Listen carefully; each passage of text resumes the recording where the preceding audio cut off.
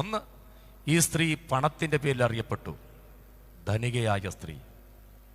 പിന്നീട് ദേശത്തിന്റെ പേരിൽ ശൂന്യംകാരത്തി. 4-ാം അധ്യായം പിന്നിട്ടു, 5, 6, 7 അധ്യായങ്ങൾ പിന്നിട്ടപ്പോൾ ദേ പരിശുദ്ധാത്മാവ് ധനികയായ സ്ത്രീ എന്ന് പറഞ്ഞില്ല, ശൂന്യംകാരത്തി എന്നും പറഞ്ഞില്ല. അവളെക്കുറിച്ച് നീട്ടി പറയുകയാണ്, മകനെ ജീവിപ്പിച്ചു കൊടുത്തിരുന്ന സ്ത്രീ. ഇന്ന് പകലിൽ എന്നെ കേൾക്കുന്ന പ്രിയരെ, ഞാനൊരു ഉദാഹരണം പറയാം.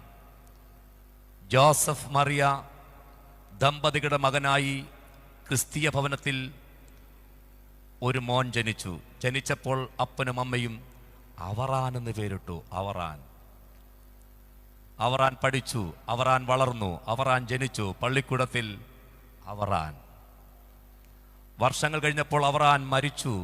ജംഗ്ഷനിൽ ഫ്ലെക്സ് ബോർഡുകൾ ഉയർന്നു, അവറാൻ നിര്യാതനായി.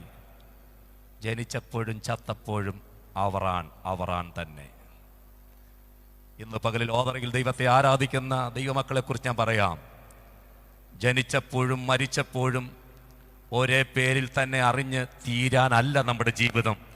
ദൈവം നമ്മെക്കുറിച്ച് ആഗ്രഹിക്കുന്നത് ജനനത്തിൻ്റെയും മരണത്തിൻ്റെയും ഇടയിൽ കൊച്ചു ജീവിതത്തിൽ എവിടെയെങ്കിലും ഒരു ദൈവത്തിൻ്റെ സ്പർശനം എൻ്റെ ജീവിതത്തിലുണ്ടായ ഒരു സംഭവം, ദൈവത്തിന്റെ കരത്തിന്റെ വല്ലഭത്വം ഭവനത്തിൽ വെളിപ്പെട്ട ഒരു സംഭവം, ഒരനുഭവം ഉണ്ടാകട്ടെ. ആ അനുഭവത്തിന്റെ പേരിൽ നിന്റെ പേരിന് തന്നെ ഒരു മാറ്റം വരുവാൻ, അതിലൂടെ സ്ഥിതി മാറിയവനായി, അവസ്ഥ മാറിയവളായി, അനുഭവങ്ങൾ മാറിയവനായി. ഇന്ന് പകൽക്കാലം എത്ര പേർക്ക് ഈ ദൂത് മനസ്സിലാകുന്നുണ്ട്? എല്ലാവരും സ്തോത്രം ചെയ്താട്ടെ.